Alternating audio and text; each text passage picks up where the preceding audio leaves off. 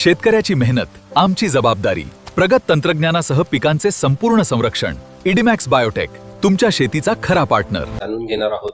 याआधी मी एक व्हिडिओ बनवलं होतं की त्या व्हिडिओमध्ये पण सांगितलं होतं तुम्हाला की 12, 13 की 15 तारखेपर्यंत तुम्हाला वादळाची शक्यता बघायला मिळणार आहे. मग आता या ठिकाणी 15 तारखेला आपण या ठिकाणी बघू शकतो बंगालच्या उपसागरात, हिंद महासागरात ह्या दोन्ही भागात श्रीलंकेजवळ आपल्याला एक चक्राकार परिस्थिती बघायला मिळत आहे.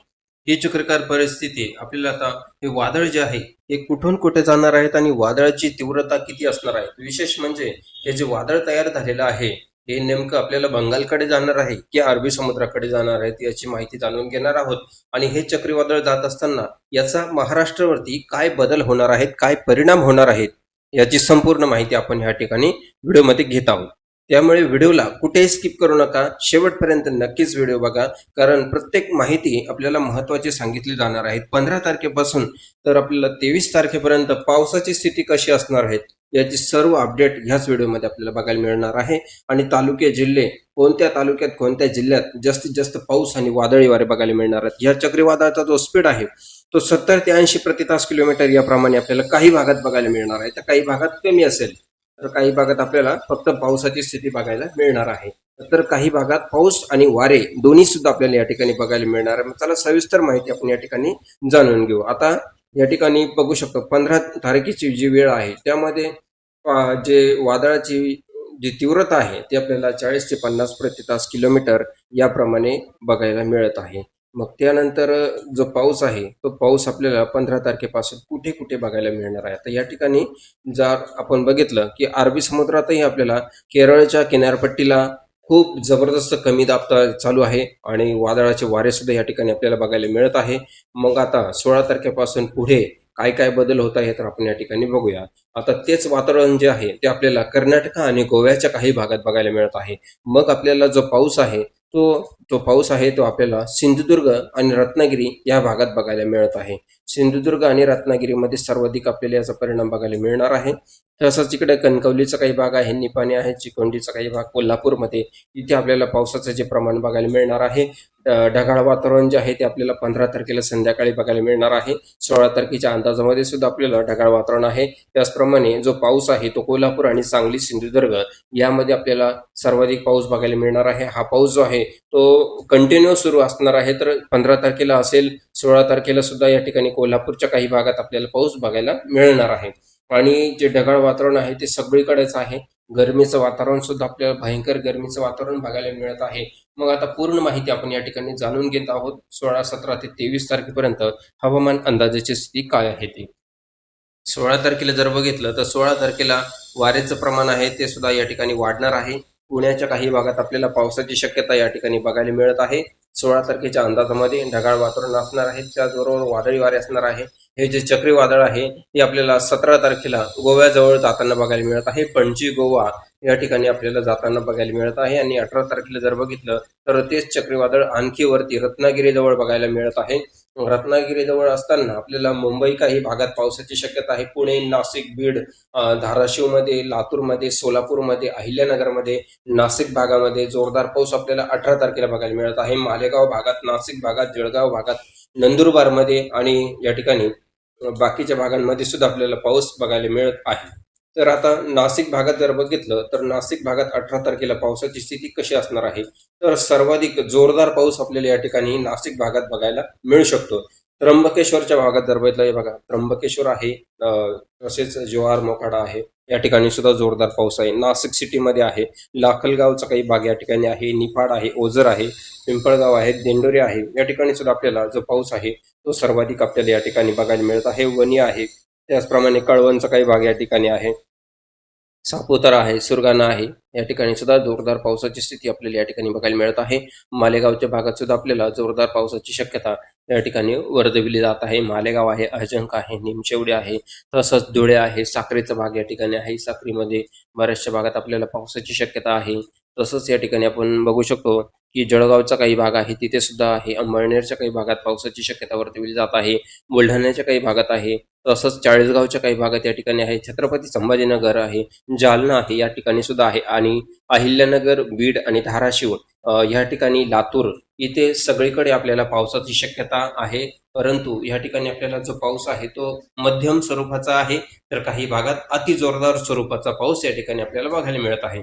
आणि विशेष म्हणजे एक महत्त्वाचे आहे की वातावरणामध्ये आता मी हा जो बदल सांगितलेला आहे यामध्ये सुद्धा एक मोठा बदल होऊ शकतो, याची शक्यता आहे आपल्याकडे. 50 ते 60% शक्यता असू शकते, कारण या ठिकाणी हा जो चक्रीवादळ आहे, हा चक्रीवादळ आता सध्या इथे दाखवतो आहे, परंतु तोच जर त्याची दिशा बदलली तर आपल्याला त्याचा म्हणजे पूर्ण परिणाम जो आहे बीड भागामध्ये जालना, संभाजीनगर, अहिल्यानगर आणि नाशिक, पुणे भागात, सांगली आणि रत्नागिरी या भागात सर्वाधिक पावसाचा परिणाम बघायला मिळू शकतो.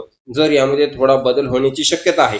जर तसा काही बदल झाला तर आपल्याला व्हिडिओच्या माध्यमातून लवकरात लवकर सांगण्याचा प्रयत्न असणार आहे. त्यासाठी चॅनलला सबस्क्राईब केलंय की नाही बघून घ्या. नसेल केलं तर चॅनलला अवश्य सबस्क्राईब करा, म्हणजे जे पुढची अपडेट आहे ती येताच आपल्याला ह्या व्हिडिओच्या माध्यमातून कळवण्याचा पुरेपूर प्रयत्न असणार आहे. आता बाकीच्या भागांमध्ये पाऊस नाही का, तसेच इकडे अमरावती आहे, अकोला, नागपूर, गोंदिया, चंद्रपूर, भंडारा या ठिकाणी सुद्धा आपल्याला पावसाचे अपडेट बघायचे आहे. आता या ठिकाणी 18 तारखेच्या अपडेटमध्ये आपण पाऊस बघितला. 19 तारखेच्या अपडेटमध्ये जर बघितलं तर नाशिक भागात जोरदार पावसाची इशारा या ठिकाणी आपल्याला बघायला मिळत आहे. नाशिक सिटी भागात संपूर्ण पाऊस आहे. तसंच या ठिकाणी आपण नाशिकच्या भागात आणि सिन्नर, तसंच डुबेर आहे, संगमनेर आहे, अकोले आहे, या ठिकाणी सुद्धा जोरदार पाऊस आहे. मुंबई भागात तर संपूर्ण भागात पाऊस आहे. मुंबई, नवी मुंबई, ठाणे, उल्हासनगर, उरण या ठिकाणी अलिबाग आहे, पेन आहे. तसंच या ठिकाणी आपण बघू शकतो मुरुड, जंजिराचा काही भाग या ठिकाणी आहे. सगळीकडे पाऊस आहे मित्रांनो. आपल्याला हा 19 तारखेची अपडेट आहे. 19 तारखेला हा जोरदार पाऊस आहे. त्याचप्रमाणे नाशिक, निफाड, चांदवड या ठिकाणी मनमाडचा भाग आहे. नांदगाव, मालेगाव, सटाणा या ठिकाणी सगळीकडे पाऊस आहे. साक्री, धुळे तसेच जळगावच्या भागात सुद्धा आपल्याला पाऊस आहे. अहिल्यानगर, छत्रपती संभाजीनगर, जालना आणि बुलढाणा या ठिकाणी सुद्धा आपल्याला पावसाची शक्यता आहे. बीड, धाराशिव या ठिकाणी सुद्धा आपल्याला पावसाची शक्यता आहे. सातारा, रत्नागिरी, कोल्हापूर आणि सिंधुदुर्ग इथे सुद्धा आपल्याला जोरदार पावसाची शक्यता या ठिकाणी वर्तवली जाणार आहे. आता चक्रीवादळाची स्थिती जर बघितलं, अरबी समुद्रामध्ये चक्रीवादळ आहे, तर चक्रीवादळामुळे आपल्या संपूर्ण महाराष्ट्रात पावसाचा इशारा या ठिकाणी आपल्याला बघायला मिळत आहे.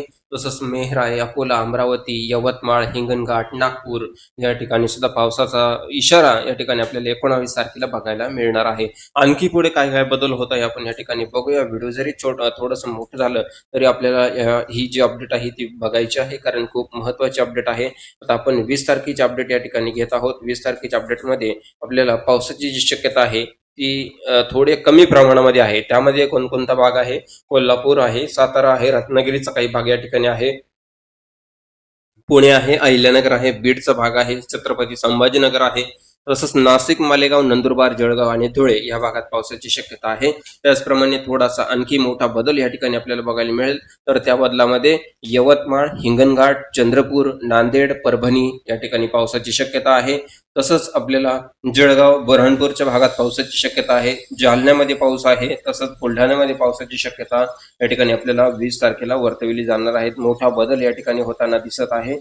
चक्रीवादळाची स्थिती जी आहे ती आता आपल्याला 21 तारखेला गुजरातला धडकण्याची शक्यता सुद्धा नाकारता येत नाही, कारण आता ज्या अपडेटमध्ये आहे या अपडेटमध्ये आपल्याला हे जे चक्रीवादळ आहे ते गुजरातकडे जाताना बघायला मिळालेलं आहे. त्यामुळे जास्तीत जास्त पाऊस आपल्याला गुजरात, नाशिकच्या भागात बघायला मिळू शकतो. परंतु यामध्ये थोडी अपडेट सुद्धा आपल्याला बघायला मिळेल, थोडासा बदल सुद्धा बघायला मिळेल. मी सांगितल्याप्रमाणे तो बदल म्हणजे आपल्याला जे चक्राकार परिस्थिती आहे जी आता 13 तारखेच्या अपडेट, 14 तारखेच्या अपडेटमध्ये बघायला मिळत आहे, तर ती चक्राकार परिस्थिती कुठे आहे? तर बंगालच्या उपसागराच्या काही भागांमध्ये आहे. म्हणजे ती चक्राकार परिस्थिती पुढे आपल्याला तेलंगणा आणि कर्नाटकाच्या काही भागात आणि महाराष्ट्राच्या काही भागात सुद्धा जाताना बघायला मिळू शकते. अशी अपडेट येण्याची शक्यता खूप जास्त चान्सेस आहे. आणि त्यामुळे आपल्याला सांगली, कोल्हापूर, तसेच सोलापूर, रत्नागिरी आणि सातारा, पुणे, अहिल्यानगर या ठिकाणी आपल्याला बीडमध्ये आणि धाराशिवमध्ये सगळ्यात जास्त परिणाम या ठिकाणी बघायला मिळू शकतो आपल्याला. जर पुढची अपडेट आली तर व्हिडिओच्या माध्यमातून आपल्याला पूर्णपणे सांगण्याचा प्रयत्न असणार आहे. त्यामुळे चॅनलला सबस्क्राईब अवश्य करा आणि आपल्या मित्रपरिवाराला हा व्हिडिओ नक्कीच शेअर करा. भेटूया मित्रांनो पुढील व्हिडिओमध्ये. सर्वांना नमस्कार.